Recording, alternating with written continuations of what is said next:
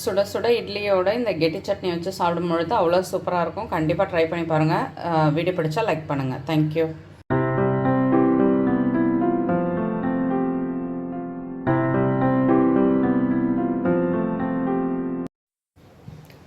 Hello hi, welcome to Kokila's kitchen. இன்றைக்கி நம்ம கிச்சனில் ரெஸ்டாரண்ட் ஸ்டைலில் ஒரு தேங்காய் சட்னி எப்படி செய்கிறதுன்னு பார்க்கலாம்.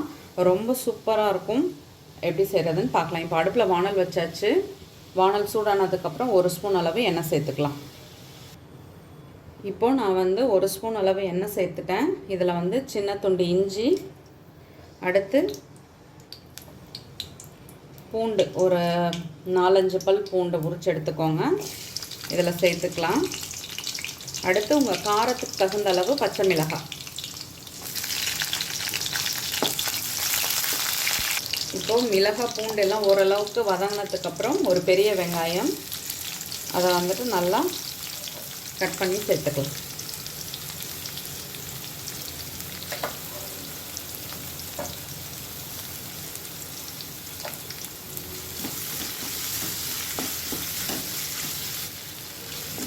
இப்போ இன்னும் கொஞ்சம் இந்த வெங்காயம் வதங்கணும். வதங்கினதுக்கப்புறம் நம்ம பேனில் ஆற வச்சுக்கலாம். ஃபஸ்ட்டு நம்ம மிக்ஸி ஜாரில் தேங்காய் அரைச்சி எடுத்துக்கலாம். நீங்கள் துருவி சேர்த்திங்கன்னா இதை பண்ணணுன்னு அவசியம் இல்லை. நான் இதை மாதிரி கீனி சேர்த்துருக்கிறதுனால அரைச்சிக்கிறேன்.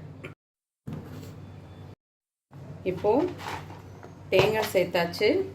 அடுத்து வறுத்த வேர்க்கடலை நான் வறுத்து ஆற வச்சு தோல் எடுத்துகிட்டு பாக்ஸில் வச்சுருக்கேன். அடுத்து இது கூட பொட்டுக்கடலை. ஃபஸ்ட்டு இதை அரைச்சி எடுத்துகிட்டு வந்துடலாம். இப்போ இதை லைட்டாக ஒரு சுற்றியாச்சு. இது கூட நம்ம ஃப்ரெஷ்ஷாக மல்லித்தழை கொஞ்சம் சேர்த்துக்கலாம். இதுக்கு தேவையான அளவு உப்பையும் சேர்த்துக்கலாம்.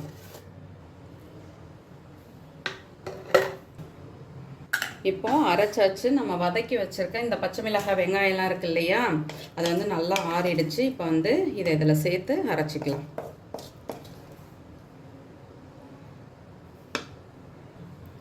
இதை நான் இப்போ அரைச்சி எடுத்துகிட்டு வந்துடுறேன். இப்போது தண்ணி சேர்த்து அரைச்சிக்கலாம். சட்னி இப்போது சூப்பராக அரைஞ்சிடுச்சு. நான் தண்ணி சேர்க்குறதா இல்லை, கெட்டி சட்னி ஆட்டம் தான் வைக்க போகிறேன். இப்படி கெட்டியாக வச்சு சாப்பிட்டு பாருங்கள். இட்லியோட செம சூப்பராக இருக்கும். இப்போது இதே வானலில் நம்ம தாளிப்பு போட்டுடலாம்.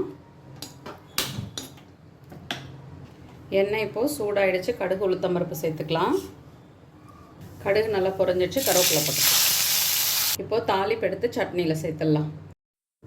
சூப்பராக ரெஸ்டாரண்ட் ஸ்டைலில் தேங்காய் சட்னி. இதை தண்ணி கலக்காத வச்சிங்கன்னா கெட்டி சட்னின்னு சொல்லலாம். சூப்பராக நம்மளோட கெட்டி சட்னி ரெடி ஆகிடுச்சு. நான் இன்றைக்கி நிறைய தண்ணி சேர்க்கல, கெட்டியாக தான் அரைச்சி வச்சுருக்கேன்.